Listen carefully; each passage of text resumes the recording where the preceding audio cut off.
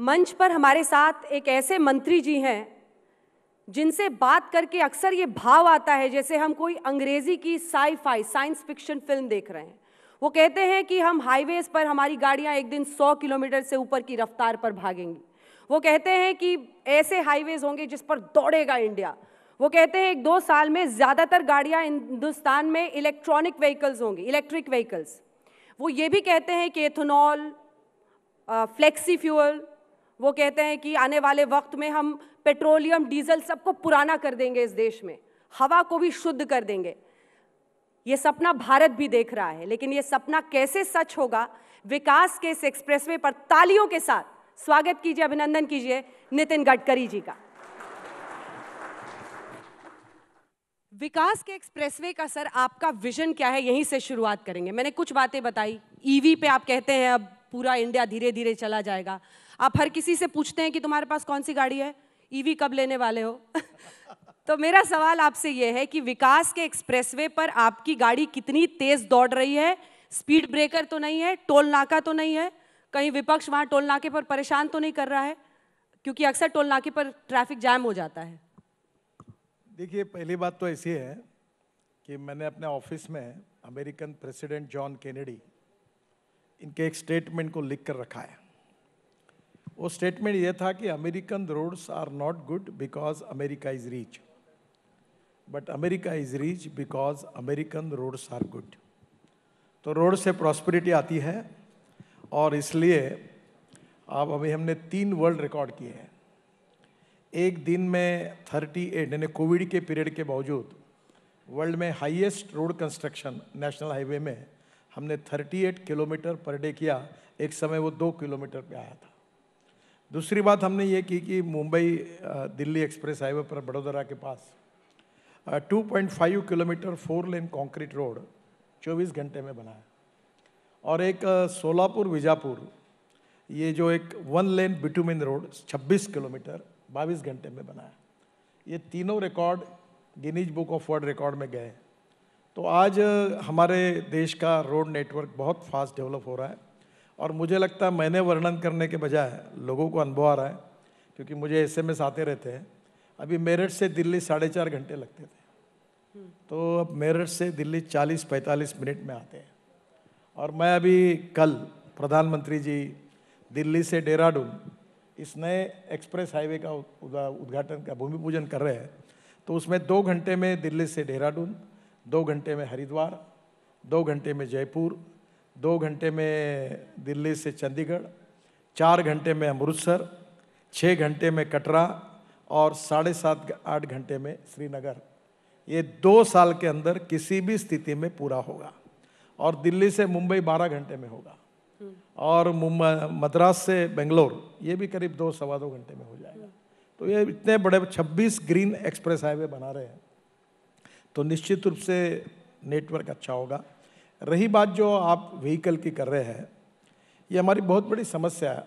मैं अभी दिल्ली में हूँ 2-3 दिन जब रहता हूँ तो मुझे सुबह इन्फेक्शन हो जाता है पोल्यूशन के कारण।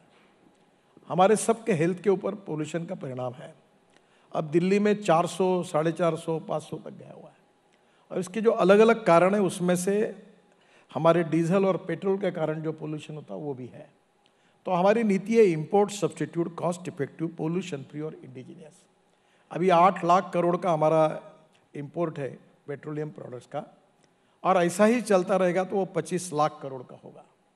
तो हम सब अल्टरनेटिव पे काम कर रहे हैं। और पहली बात, हम कोई पेट्रोल डीजल को बंद नहीं कर रहे हैं, वो भी रहेंगे, लोगों को ऑप्शन होगा। अब जैसे उदाहरण के लिए आप अगर पेट्रोल गाड़ी से जाएंगे तो 1 किलोमीटर में 10 रुपये लगेंगे और डीजल में 7 रुपये लगेंगे, तो इलेक्ट्रिक में 1 रुपया लगेगा। और फ्लेक्स इंजन, जिसका मतलब 100% पेट्रोल और 100% इथेनॉल, ये पूरे ब्राज़ील में, कनाडा में और अमेरिका में है। और उस गाड़ी की कीमत ही उतनी हो रही जितनी आज इंडियन मार्केट में ब्रांड्स इनके सबके हैं। तो वो चॉइस अब मिल जाएगा। तो स्कूटर, ऑटो रिक्शा और कार, इसमें इथेनॉल डालेंगे तो इथेनॉल का रेट होगा 60 रुपीज़, 62 रुपीज़ पर लीटर, और पेट्रोल का होगा 120। तो नेचुरली पैसा भी बचेगा, पोल्यूशन भी कम होगा और इथेनॉल के कारण किसानों को फायदा भी होगा और इंपोर्ट भी कम। या फिर आप सरकार को बचा रहे हैं, संकट मोचक बन रहे हैं कि पेट्रोल डीजल की कीमतों पर कहीं चुनावी हार का सामना ना करना पड़े। महंगाई को लेकर सर संसद में विपक्ष लगातार बवाल कर रहा है, तो उसके लिए तो नहीं आप ये फ्लेक्स फ्यूल, इथेनॉल, हम किसी के लिए नहीं कर रहे, हम देश के लिए कर रहे हैं, देश की जनता के लिए कर रहे हैं। और ऐसे बातों में राजनीति सोचना भी कोई आवश्यकता नहीं है। इस देश की जनता को सस्टेनेबल जीवन मिले, सस्टेनेबल, यही तो हमारे सबके मिशन है, यही हमारा काम है। अब मुझे बताइए, मैंने एक छोटा सा प्रेजेंटेशन तैयार किया था। अब मैं आज ही कह रहा था कि मैं आपको पेरू भेजूंगा। सुप्रीम कोर्ट के चीफ जस्टिस ने मुझे कहा था कि आप आकर हमें प्रेजेंट करो, तो मैं वो डेट देते थे कोविड के समय, तो मैं नहीं रहता था, मैं था, वो नहीं रहते थे, तो अब वो रिटायर्ड हो गए। तो मैंने वो पूरा दिल्ली का अध्ययन करके तैयार किया है। तो मुझे लगता है ये कठिन है पर इम्पॉसिबल नहीं है। मैं आपको छोटी सी बात बताता हूँ। मैं दिल्ली के आजू बाजू में 60,000 करोड़ के काम कर रहा हूँ। ये दिल्ली का जो पेरिफेरल रिंग रोड जो बना, इसमें मैं जब एयरपोर्ट जाता था तो इतने ट्रक देखता था ये धौला कुआं के आगे, अब ट्रक दिखते ही नहीं, क्योंकि जो पंजाब, हरियाणा, उत्तराखंड, हिमाचल से ट्रैफिक राजस्थान, गुजरात, महाराष्ट्र, कर्नाटक, साउथ में जा रहा था, वो दिल्ली के बाहर चला जाता है। अभी हम ये जो रोड बना रहे सब, धौला कुआं, मैं कभी भूलूंगा नहीं, मैं दिल्ली में नया हर बार 1-1 घंटा फंसता था। अब धौला कुआं का निकल गया। तो धीरे धीरे मैं ये कह रहा हूँ कि दिल्ली की ये पूरे कामों से, अभी द्वारका एक्सप्रेस हाईवे वो केवल 30 किलोमीटर है और उसके ऊपर हम 10,000 करोड़ खर्चा कर रहे हैं, और इससे स्टेट ऑफ आर्ट अभी काफ़ी पूरा होते होते आया है। तो मुझे लगता है निश्चित रूप से दिल्ली का प्रदूषण कम होगा, उसके लिए और भी प्रयास करने पड़ेंगे, और निश्चित रूप से उससे दिल्ली के लोगों का जीवन अच्छा होगा। हेल्थ और स्वास्थ्य की दृष्टि से अगर प्रदूषण कम हुआ तो बहुत बड़ा, आपको डॉक्टर के पास जाने की आवश्यकता ही नहीं पड़ेगी, इतना मेरा विश्वास है। आप सबको कन्विंस कर देंगे ये सब इलेक्ट्रिक व्हीकल्स ले लें कुछ दिनों में? नहीं, मैं आपको जो बात कह रहा हूँ कि कन्विंस करने की जरूरत नहीं है। 2 साल के अंदर मैंने इलेक्ट्रिक बाइक का भी लॉन्चिंग किया, TVS और बजाज का। अब काफ़ी गाड़ियों का भी करता हूँ। आप देख लेना, 2 साल के अंदर electric scooter, electric auto rickshaw और इलेक्ट्रिक कार की कीमत पेट्रोल के कार, स्कूटर और ऑटो रिक्शा के बराबर। अभी तो बहुत महंगी है सर, कहाँ से लेंगे? अब ये भी तो डर सताता है सर, आप कहते हैं दिन भर आप घूम के आओ, रात में चार्जिंग में लगा देना, और रात में अगर बिजली चली जाए तो अगले दिन सुबह फिर कैसे निकलेंगे? ऐसा कभी नहीं होता। आपका पूरा जो सवाल है वो सर आधे इंडिया में आज भी होता है। ऐसा एक भी तकरार होगी तो मुझे नाम बताना देश में। देखिए, पहली बात तो ऐसी है कि इलेक्ट्रिक में कॉस्ट इफेक्टिव है। जैसे आपकी गाड़ी पेट्रोल की होगी तो आप कम से कम 20,000 रुपये पेट्रोल पे खर्चा कर रहे हैं। वही गाड़ी अगर इलेक्ट्रिक की आएगी तो आपका खर्चा 1,500 रुपये आएगा, तो आपका 18,000 रुपये का सेविंग महीने का होगा ना। अभी आपको एक बात बता दो, मुंबई में बेस्ट है, वो डीजल की बस चलती है, उसकी पर किलोमीटर कॉस्ट 115 रुपये है। हमने नागपुर में बायो इथेनॉल पर 100% बस चलाई, उसकी कॉस्ट 78 रुपीज़ पर किलोमीटर है। और अब पूना में और देश में इलेक्ट्रिक बसेस खरीदी की गई, उनकी कॉस्ट केवल 50 रुपये पर किलोमीटर है। मैं आपको जो बता रहा हूँ वो बिल्कुल आप जिम्मेदारी से बता रहा हूँ। आने वाले दिनों में इलेक्ट्रिक लग्जरी बसेस वॉल्वो जैसी आएगी, एक 3-4 महीने में आएगी, मार्केट में शुरू हो गई। तो दिल्ली से जयपुर, दिल्ली से चंडीगढ़ एयर कंडीशन बस का टिकट ये डीजल बस की तुलना में 20 से 25% कम होगा, ट्रक का भाड़ा कम होगा और पोल्यूशन भी कम होगा। तो it is win win for all.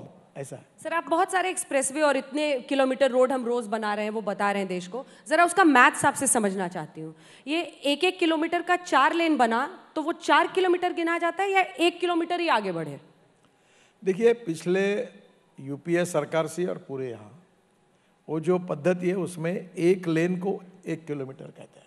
तो 1 किलोमीटर बना लेकिन गिनेंगे 4 किलोमीटर? हाँ, ऐसा नहीं, अगर वो एक इसमें 4 लेन हो गई, 4 लेन हो गई तो वो 1 किलोमीटर जो होता है 3.5 मीटर का होता है। हाँ। तो 3.5 मीटर की जो विड्थ होती है, जो पूरी बनती है, उसको 1 किलोमीटर माना जाता है। ये पूरा सूत्र वर्ल्ड में है, कोई हमने तैयार किया ऐसा नहीं है, पहले से यही चला रहा है। पहले से चला है। इलेक्ट्रिक व्हीकल्स पर हमने थोड़ी बात कर ली है, अब जरा सा एक बात संसद की तरफ चलते हैं, फिर वापस आपकी मिनिस्ट्री पर आएंगे। कृषि कानून पर विपक्ष का कहना है कि आपकी सरकार झुक गई क्योंकि चुनावी मजबूरी थी। आपको डर था कि उत्तर प्रदेश के चुनाव ना हार जाए, वरना आपकी सरकार कोई कानून वापस कैसे ले सकती है? पहली बात तो ऐसी है कि ये कृषि कानून किसानों के विरोध में नहीं है। ये कृषि कानून में सही में जो कानून बनाए गए ये किसान को फ़ायदा देने वाले हैं। अगर बिचौलियों बीच में कम हो जाएंगे और किसानों की उनकी एवज की प्राइस ज़्यादा मिलती है तो फ़ायदा ही होगा। देखिए, आप सबसे बड़ी समस्या ये है कि एमएसपी ज़्यादा है और मार्केट प्राइस कम है। तो अब कोई मार्केट में सबसे ज़्यादा प्राइस जो देगा, समझो एक बिस्किट कंपनी है, वो बोलती है कि मैं गेहूँ मार्केट में अगर समझो 2400 रुपये भाव है, मैं आपसे इस क्वालिटी का गेहूँ 27 रुपये में लूँगा, तो किसान उसको बेच सकता है। तो यही हमने अलाउ किया था। अभी जैसे टमाटर है या आलू है, पंजाब में एक कंपनी बोलती है कि आप ये मैं सीड देंगे आपको, हम ही देंगे सैंपल, आप बनाओ और हम आलू खरीदी करेंगे, आपका भाव मार्केट से 1.5 गुना ज़्यादा देंगे। तो ये करने में किसान का फायदा है, इसको हम क्यों विरोध तो वापस क्यों ले लिया सर फिर? देखिए, पहली बात तो ऐसी है कि जिनके कल्याण के लिए ये कार्यक्रम हुआ है, उसमें अगर उनके लोगों में कन्फ्यूजन है तो हमने कोई बात की प्रतिष्ठा न मानते हुए इस बात को स्वीकार किया है। तो इसमें पीछे कोई हमारी हार हुई जीत हुई ये प्रश्न नहीं है। प्रधानमंत्री ने बड़े दिल से किसानों की बात को सम्मान किया है और उसके आधार पर ये निर्णय किया है। सब विश्व की आप कहते हैं सबसे बड़ी पार्टी है, फिर भी किसानों को समझा नहीं पाए। देखिए, लोकतंत्र में, राजनीति में अक्सर विपक्ष हो, सत्तारूढ़ पार्टी, रूलिंग पार्टी हो, किसान हो, मजदूर हो, कभी ना कभी इस प्रकार की कहीं भी वर्ल्ड के किसी भी देश में ऐसे टकराव चलते ही रहते हैं। राहुल गांधी कह रहे हैं कि 12 सांसदों का जो निलंबन है, क्योंकि सबसे बड़ा टकरार अब उसी को लेकर हो रहा है, 12 सांसदों का जो निलंबन है, आप लोग विपक्ष की आवाज को 12 आवाजें आप लोगों ने विरोध की बंद कर दी।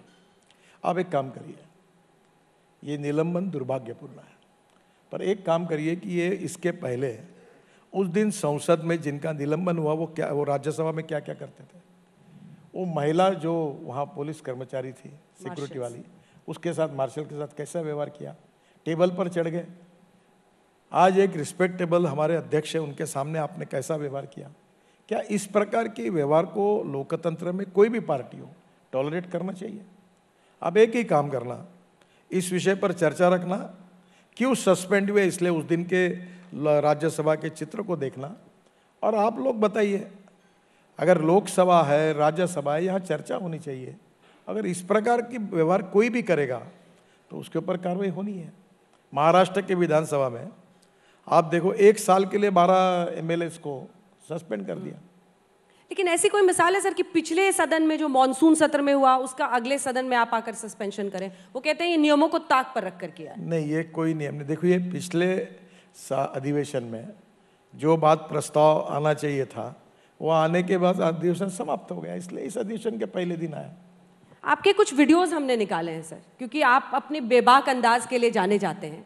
तो जो पहला वीडियो है उसको हम चलाएंगे और फिर आपसे उस पर मैं एक सवाल पूछूंगी।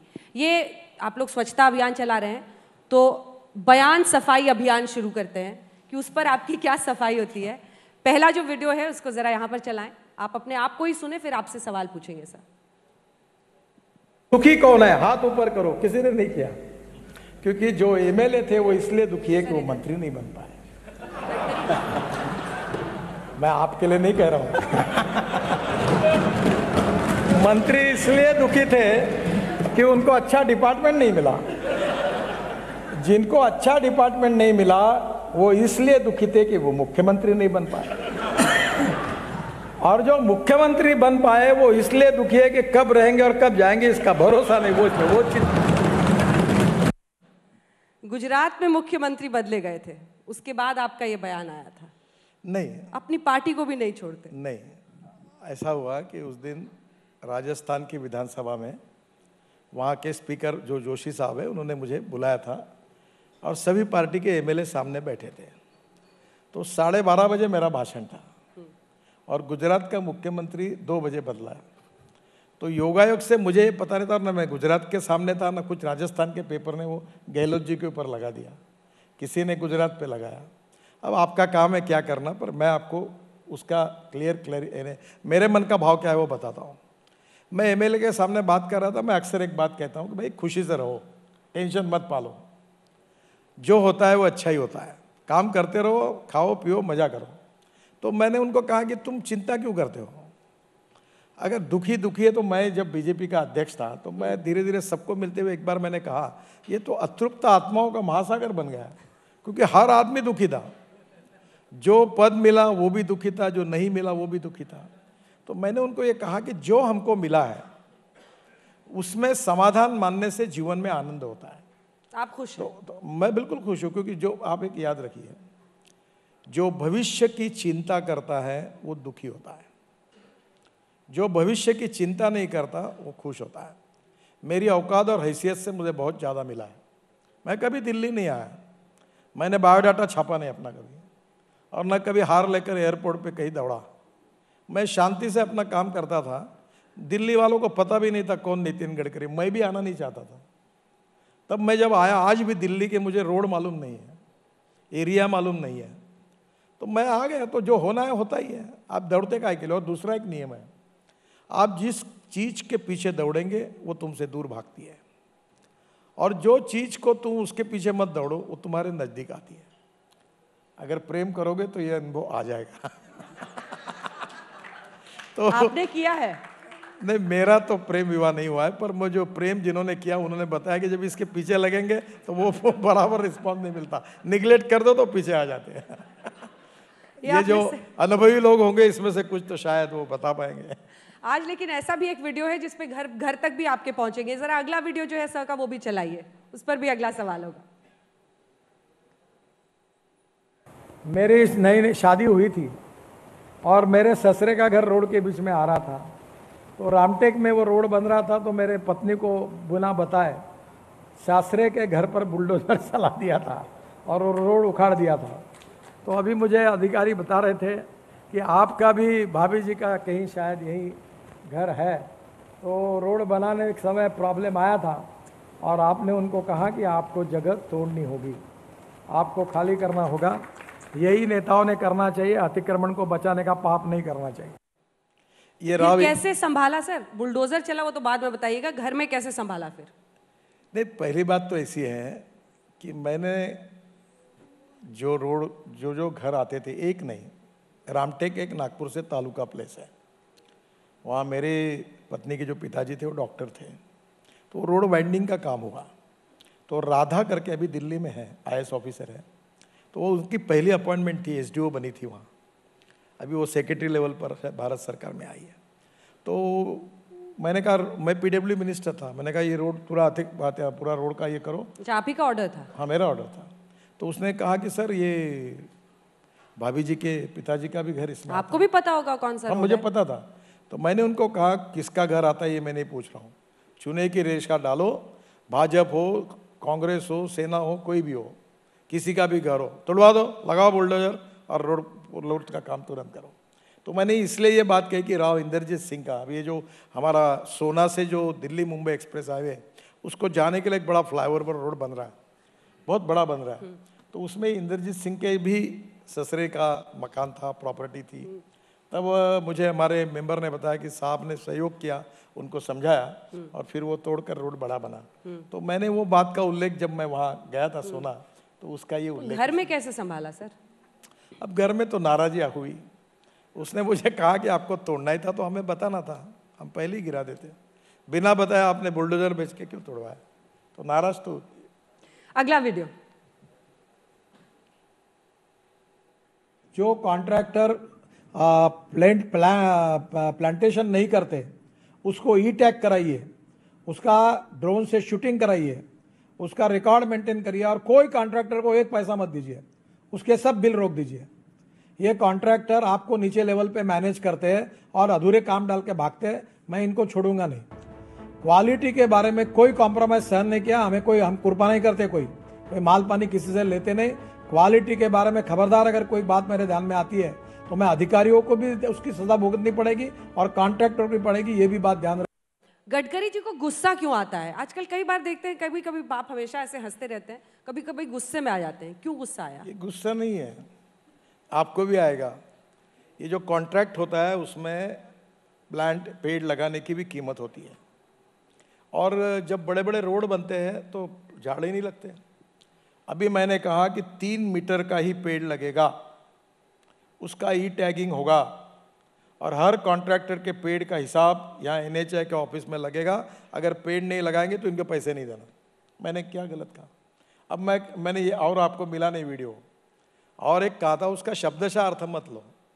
मैंने कहा ये रोड, ब्रिजेस, टनल्स ये मेरे देश की संपत्ति है, भारतीय जनता की संपत्ति है, और अगर इसका क्वालिटी खराब करोगे तो याद रखना तुम्हारे से पैसे नहीं लिए मैंने कि जिससे कारण मैं चुप बैठूंगा, तुमको बुलडोजर के नीचे डाल दूंगा अगर रोड खराब करोगे तो ये भाव ये था कि मेरे देश में जो काम होना चाहिए वो क्वालिटी अच्छी होनी चाहिए, उसमें बेईमानी नहीं होनी चाहिए, भ्रष्टाचार नहीं होना चाहिए। इस स्कैंडल से बचना तो एक बड़ी चुनौती है। देखिए मैं 50 लाख करोड़ के काम कर चुका हूँ। आप है, आप जैसे मीडिया तो इतना है कि हमारे घर में हम चाय पी रहे कि कॉफ़ी, ये भी आप पता कर सकते हो। तो आज मुझे बताइए कि एक भी कॉन्ट्रैक्टर आपको मिलेगा और जो कहेगा कि कॉन्ट्रैक्ट लेने के लिए गडकरी जी के घर जाना पड़ा, कुछ देना पड़ा, तो आप बताइए, आप बोलो वो सज़ा भुगतूंगा। हम ट्रांसपेरेंट है, टाइम बाउंड है, रिजल्ट ओरिएंटेड और क्वालिटी कॉन्शियस है। और कोई भी कॉन्ट्रैक्टर, मैं अभी आप आगे क्या नहीं बोलूँगा, इस देश के बड़े बड़े लोगों ने जिनका नाम फर्स्ट रैंक में आता है, ऐसे कॉन्ट्रैक्टरों ने मेरे से गालियाँ खाई है। और अगर वक्त आया और एक आधा काम अगर खराब दिखता है तो फिर मैं डांटता हूँ। और इसके पीछे भावना ये नहीं है कि मैं किसी से गुंडागर्दी कर रहा हूँ, डांट रहा हूँ, चीट रहा हूँ। मेरे मन में व्यथा है कि मेरे देश का काम अच्छा होना चाहिए, ये भाव है। मोटर व्हीकल एक्ट सख्ती ही एक तरीका है क्या इंडिया में? मोटर व्हीकल एक्ट आने के 23 महीने के अंदर 8 करोड़ चालान हुए हैं। मतलब फ्रांस और इटली जैसे देशों में तो आपने सबका चालान कर दिया, समझ लीजिए एक पूरे जर्मनी का आपने चालान काट दिया। कितने चालान? आपके सवाल में इसका जवाब है। जवाब यह है कि कानून के प्रति सम्मान भी नहीं और कानून के प्रति डर भी नहीं। कोई भी रेड सिग्नल है गाड़ी घुसा देता है, कोई भी क्रॉस करता है, ठीक है। आपको पता है हमारे देश में हर साल 1,50,000 लोग मृत्यु होती है एक्सीडेंट में, 5 लाख एक्सीडेंट होते हैं, 3 लाख लोगों के हाथ पैर टूट जाते हैं, देश का 3% जीडीपी इसमें निकल जाता है, और लोग फिर भी कानून पालने के लिए तैयार नहीं है। और मरने वाले लोग 18 से 34 इस एज ग्रुप में 68% लड़के लड़कियां मरते हैं। मेरा एक्सीडेंट हुआ था, मेरा पैर 4 जगह टूटा था, मेरी पत्नी, मेरी बेटी, मेरा बेटा, हम बड़े मुश्किल से बचे हैं। और ये केवल ये कारण ये है कि कोई ट्रक वाला रोड पर गाड़ी खड़ा कर देता है, कोई रेड सिग्नल होने के बाद भी गाड़ी घुसाता है, एक्सीडेंट हो जाता है, कोई फुटपाथ पर चलने के बजाय रोड पर चलने लगता है। जो लोगों के मन में कानून के प्रति सम्मान हो और नियम का पालन करने के प्रति जो कमिटमेंट हो, वो आज भी नहीं है, इसलिए इतने चालान हो रहे हैं। और इसलिए कहीं मुझे बताइए, इतना होने के बाद भी गुने, अभी आजकल तो सब कैमरा में क्रेज होता है, कोई झूठ बोल नहीं सकता। अब सब जगह हमने कैमरे, इंटेलिजेंट ट्रैफिक सिस्टम है, तो आज इसके बावजूद भी लोग रूल्स ऑफ द रोड को नहीं मानते हैं और कितने लोग मर रहे हैं। ये एक सोशल और नेशनल प्रॉब्लम है। और दूसरी एक बात मैं आपको कहता हूँ कि हिंदुस्तान, ये वर्ल्ड में सबसे ज़्यादा एक्सीडेंट और डेथ हिंदुस्तान में होते हैं। अब मैं आपको पूछता हूँ, लोगों को पूछता हूँ, दुनिया का हिंदुस्तान ऐसा देश है कि जिसमें ड्राइविंग लाइसेंस सबसे आसानी से मिलता है। आप में से कितने लोग हैं कि जो आरटीओ ऑफिस में जाकर ड्राइविंग की परीक्षा देकर लाइसेंस मिले? किस प्रकार से मैनेज करते? क्या ये रुकना नहीं चाहिए? क्या रोड के एक्सीडेंट नहीं रुकने चाहिए? क्या जवान लोगों इसमें मर रहे बड़े प्रमाण पर, इनकी जान नहीं बचनी चाहिए? तो इसके लिए जब कुछ कठोर नियम करने पड़ेंगे, और इसलिए वो करने पड़ रहे। पर मैं लोगों को यही कहूँगा कि सब लोग अगर कानून का पालन करेंगे तो उनके लिए भी अच्छा होगा, उनकी जान बचेगी और देश के लिए भी अच्छा। लेकिन आप चाहते हैं कि आप स्पीड लिमिट बढ़ा दें, आप तो 100 के ऊपर ले जाना चाहते हैं स्पीड लिमिट। कई जगह हाईवेज पर गड्ढा भी है, कैसे होगा मंत्री जी? कौन से हाईवे पे गड्ढा है? कई जगहों पर है। आप एक नाम बताओ। अब एग्जैक्टली नेशनल हाईवेज पर हमने देखा है, कई जगह हम लोग ट्रैवल करते हैं। आप एक काम करिए, अब मेरे से बात कर रही है, फौरन फोन करेगा गडकरी जी। मैं ये सब पत्रकारों को कहता हूँ, मेरी बात को रिकॉर्ड करना, झूठ नहीं बोलता हूँ और गलत बात नहीं बताऊंगा। देखिए अभी पश्चिम बंगाल में सर, मुझे अभी आपने बोला तो फिर याद आया है, कोलकाता को पहुंचने वाले जो रास्ते हैं कई जगहों से वहां पर है। आप बिहार चले जाइए सर, कई हाईवेज हैं जिन पर है। देखिए मैं लोगों से आह्वान, आधे लोग गाड़ी सर ऐसे चलाते हैं, एक चक्का रोड पे, एक चक्का नीचे। देखिए गड्ढे से बचने के लिए आपकी बात में एक आधे जगह गड्ढे हो भी सकते हैं, पर ओवरऑल आप कोई भी, अभी मैं कश्मीर गया था और आपको अलग अलग रोड पर कुछ काम चालू है, कुछ अतिक्रमण है, कुछ कोर्ट केसेस है, कुछ इन्वायरमेंट फॉरेस्ट क्लियरेंस नहीं मिले हैं, कुछ जगह पर 5 साल से मेंटेनेंस में कमी, ऐसे कुछ घटनाएं हैं। मैं नहीं ऐसा नहीं कहता, ओवरऑल अब रोड अच्छे बने। आपको एक बात बताता हूँ, हमें ये सोचना होगा कि पहले 2 लेन रोड था, 4 लेन रोड था, अब हम लोग ग्रीन हाईवे बना रहे हैं। आपको एक बात बताता हूँ, आप में से बहुत से लोग इधर नोएडा में रहते हैं, ये 16 लेन रोड बनाया हमने दिल्ली मेरठ का, ये ITO से जाता है यमुना क्रॉस करके। पहले ये पूरे रोड पर ट्रैफिक था। ये बहुत पत्रकार मुझे पार्लियामेंट में मिलते हैं, वो बोलते हैं हमारा घर उधर ही है, आपका भी ऑफिस पहले उधर था। अब वो रोड इतना अच्छा बना है, एक गड्ढा है कहीं वहाँ, और 16 लेन बनने के कारण जो 1.5 घंटा यहाँ से आने तक लगता था वो 15 मिनट 12 मिनट में जा रहे हैं। वो एक्सिस कंट्रोल है, तो रोड की विड्थ बढ़ गई, 4 लेन, 6 लेन, 8 लेन, 12 लेन। अभी मैंने दिल्ली मुंबई हाईवे पर ट्रायल लिया, नहीं तो आप बोलोगे कानून भंग किया आपने, तो मैंने ट्रायल करके, मैं जिस गाड़ी में बैठा था, ये भी मेरा PS भी बैठा था पीछे कैमरा ये मोबाइल फ़ोन लेके, तो मैंने उसको कहा लगाओ स्पीड बढ़ाओ, तो 180 किलोमीटर 180 किलोमीटर। हाँ, और गाड़ी चल रही थी और उसने रिकॉर्ड किया। इलीगल काम किया आपने? नहीं, ये ट्रायल थी इसीलिए बताया, ट्रायल प्रोजेक्ट था। तो ये देखकर आप, वो मुंबई दिल्ली इसी के लिए डिज़ाइन हुआ है। तो अब क्या करेंगे हम, 2 लेन पेव शोल्डर होगा उदाहरण के लिए, तो उसमें स्पीड गांव के अंदर होगी तो 50 होगी, गांव के बाहर होगी तो 80 होगी, फिर 4 लेन होगा तो 100 तक होगी, 6 लेन होगा तो 120 तक होगी, और एक्सिस कंट्रोल पूरा ग्रीन एक्सप्रेस हाईवे होगा तो 140 तक होगी। और इसमें कोई प्रॉब्लम नहीं है, उसके बीच में कोई आता है नहीं, कुत्ता भी नहीं आता, आदमी भी नहीं आ सकता, क्योंकि दोनों बाजू में कंपाउंड वॉल होती है। और ये विदेशों में ऐसे बने, वहाँ की स्पीड है। एक ने मुझे अच्छा कहा था कि गडकरी जी आप जिम्मेदार हो, जितने रोड एक्सीडेंट हो रहे इसके लिए आप जिम्मेदार हो। तो बोलो मैंने क्या, कहने वाला आदमी बहुत बड़ा अफसर था, तो मैंने बोला मैंने क्या किया, बोले आप रोड अच्छे बना रहे हो। तो मैंने बोला आप अच्छे बना रहे हो इसलिए स्पीड बढ़ती है, और स्पीड बढ़ती है इसलिए एक्सीडेंट होते हैं, तो मैं क्या करूँ। तो कुछ बोले नहीं। मैंने बोला आप मुझे ऐसा सलाह दो ना कि जो अच्छे रोड है उसमें मैं गड्ढे करने का काम करता हूँ ताकि स्पीड कम हो जाए। देखिए स्पीड भी बढ़े, हम कानून का पालन भी करें और एक्सीडेंट भी ना हो, यही अच्छी स्थिति है। अच्छा सर, टोल पे आजकल मंत्री, MP, MLA ये लोग टोल देते हैं या नहीं देते हैं टोल नाका पर? नहीं, मंत्री MLA MP को माफ है। क्यों माफ है सर? सर का वीडियो चलाइएगा जरा। नहीं, मिलिट्री वालों को माफ है, एम्बुलेंस को माफ है जी, जो ट्रैक्टर किसान अपना ये लेके जाता है माल, उसको माफ है। एक आखिरी वीडियो है सर आपका, उस पर प्रतिक्रिया लें। जिसको अच्छे रोड पे जाना है उसको पैसा देना पड़ेगा। स्वातंत्र संग्राम सैनिक, फिर दिव्यांग, फिर पत्रकार, फिर महिला, फिर ये धंधा बंद है, बिल्कुल नहीं मिलेगा, आपको देना पड़ेगा, और टोल पर टोल देकर ही रोड पे जा सकेंगे। फोकट का नहीं चलेगा। देखिए मैं आपको सिंपल बात बताता हूँ, दिल्ली से मेरठ आप 4.5 घंटे जब गाड़ी चलाते थे तो आपका पेट्रोल डीजल कितना लगता था। अब दिल्ली से मेरठ अगर आप 40 मिनट में आए, दिल्ली से जयपुर 4.5 घंटे लग रहे और कल 2 घंटे में गए, दिल्ली से अमृतसर 9 घंटे लग रहे आप 4 घंटे में गए, तो आपका फ्यूल बच गया। दूसरी बात आपको बताता हूँ, मेरा बजट 1,20,000 करोड़ का है और मैं 3-3, 4-4 लाख करोड़ मार्केट से बैच से पैसे लेता हूँ, और पैसे मुझे वापस करने हैं। तो मेरे पास 2 ऑप्शन है, मैं रोड ही नहीं बनाऊँ। अब इतने सरकार के पास पैसे नहीं है तो मैं लोगों से कर्जा लेता हूँ, पैसा लेता हूँ। और अभी मैं, अच्छी बात है आपने पूछा इसलिए, अब मेरे पास पैसे की कमी नहीं है। लाइन में लोग लगे 25,000 करोड़ लो, 30,000 करोड़ लो, पूरे कैनेडियन फॉरेन इन्वेस्टमेंट सब फॉरेन के, इंडिया के सब पैसे थे। पर अब मैंने तय किया है, अब मैं रोड के बनाऊंगा वो हिंदुस्तान के छोटे लोगों के पैसे से बनाऊंगा। पत्रकार, डॉक्टर, वकील, कांस्टेबल, छोटा कर्मचारी। सर हम लोग टैक्स तो देते ही हैं। नहीं, आप देखो, अभी आपका पैसा बैंक बैलेंस होगा, आपको बैंक में ब्याज कितना मिलता है? अब यहाँ क्यों डिस्क्लोज करूं सर? होगा 4.5%। अगर मैं आपको फिक्स रिटर्न 6% दूंगा, 6.5% दूंगा, तो आपको भी ब्याज ज्यादा मिलेगा, तो सब पेंशन फंड, इंश्योरेंस फंड, गरीब लोगों को ब्याज अच्छा मिलेगा। तो मैं उनके पैसे से रोड बनाना चाहता हूँ। अच्छा, टैक्स के बाद मतलब आप एक बैंक की तरह काम करेंगे, और आप कह रहे हैं कि उनको आप परसेंटेज इंटरेस्ट ज्यादा। उदाहरण के दिल्ली मुंबई हाईवे 1 लाख करोड़ का मैं बना रहा हूँ, हाँ, तो मैं लोगों को बोलूंगा ये रोड में आप बॉन्ड मेरा खरीद लो, आपको मैं मंथली रिटर्न दूंगा 6% से।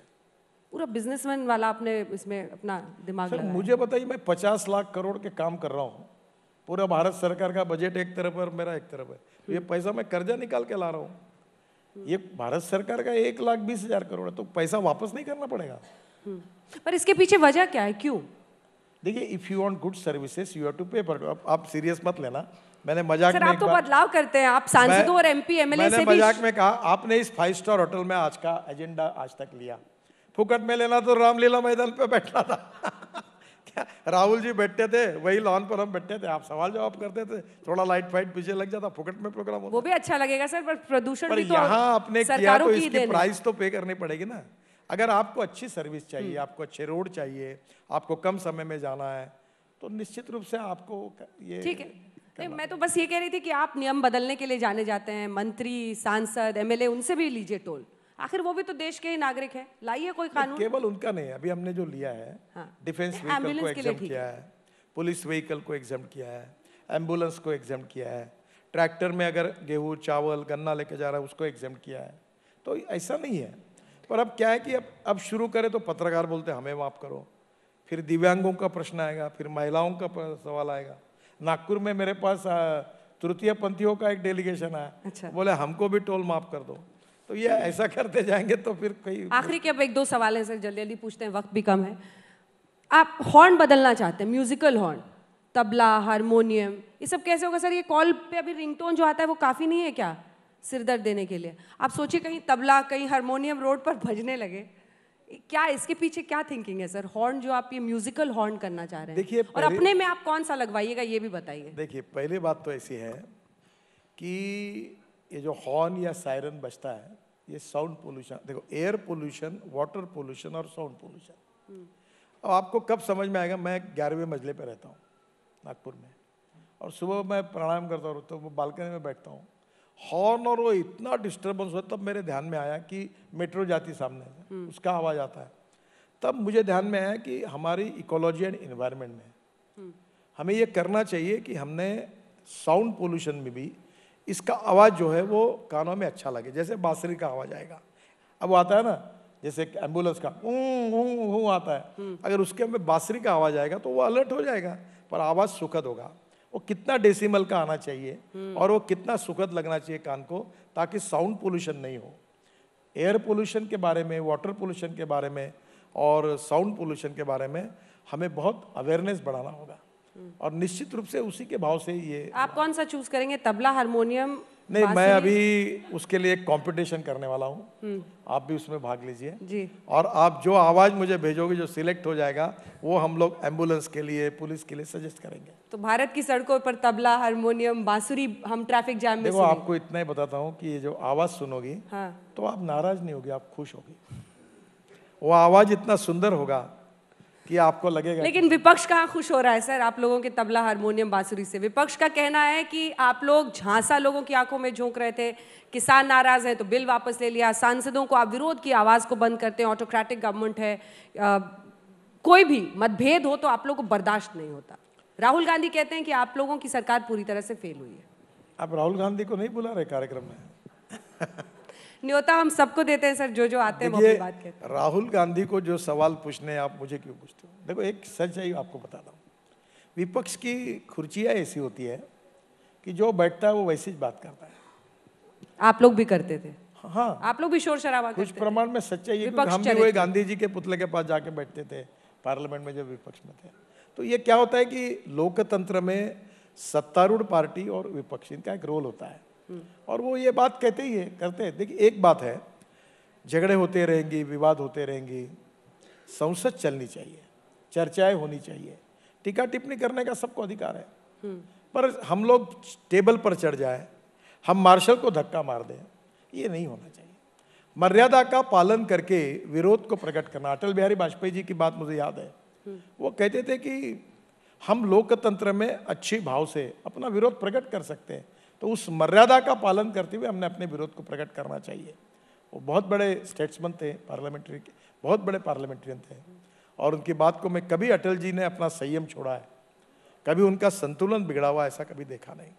अगर हम सब लोग मिलकर, सभी पार्टियां अगर इसका पालन करेंगे तो लोकतंत्र में, पार्लियामेंट्री डेमोक्रेसी में गुणात्मक परिवर्तन होगा, और लोगों को भी अच्छा लगेगा, पत्रकारों को भी अच्छा लगेगा। एक आखिरी सवाल सर, महाराष्ट्र पर चलते चलते, ममता बनर्जी शरद पवार से बहुत मिल रही हैं, वहां पर महाराष्ट्र विकास आघाड़ी जिसके सूत्रधार शरद पवार माने जाते हैं, जिसमें कांग्रेस के साथ सरकार है, ममता बनर्जी कह रही है कि यूपीए क्या था, राहुल गांधी के वेकेशन पर वो तंज कस रही हैं। ये पॉलिटिक्स वहां का बदलता हुआ कैसे आप देख रहे हैं, जो तमाम क्षेत्रीय पार्टियां जुड़ रही हैं? बीजेपी को बड़ी चुनौती ममता देंगी शरद पवार के साथ मिलकर? नहीं, देखिए मैं आपको एक बताता हूँ कि हर बार सत्तारूढ़ पार्टी जो होती है, रूलिंग पार्टी, उसके खिलाफ छोटी पार्टी इकट्ठा होती है, तो होते ही रहता है। और लोकतंत्र में सबका अधिकार है और हमारे भी ताकत है, हम सबसे लड़ने के लिए तैयार हैं। नहीं, राहुल गांधी पर वो सवाल खड़े कर रही है कि उनकी क्षमता नहीं है नेतृत्व की। देखो, राहुल गांधी जी और कांग्रेस ममता जी पर सवाल खड़े कर रहे हैं या ममता जी उनके ऊपर सवाल खड़े कर रहे हैं, इसका दोनों क्यों खड़े कर रहे हैं, इसका जवाब वो दोनों दे सकते हैं। और दोनों के बिहाफ मुझे तो कोई एजेंसी नहीं मिली कि ऑन देयर बिहाफ मैं क्या जवाब दूं। आपको बड़ा प्रतिद्वंदी कौन लगता है? ताकतवर दोनों भले एक हो जाए, भारतीय जनता पार्टी सब पे भारी है और सब एक हो जाएंगे तो हम ही जीतेंगे, ये मैं विश्वास के साथ बता। चलिए, इसी टोन पर बहुत बहुत धन्यवाद आपका, तालियों के साथ अभिनंदन नितिन गडकरी जी का, हर सवाल का बेबाकी से जवाब। थैंक यू, धन्यवाद।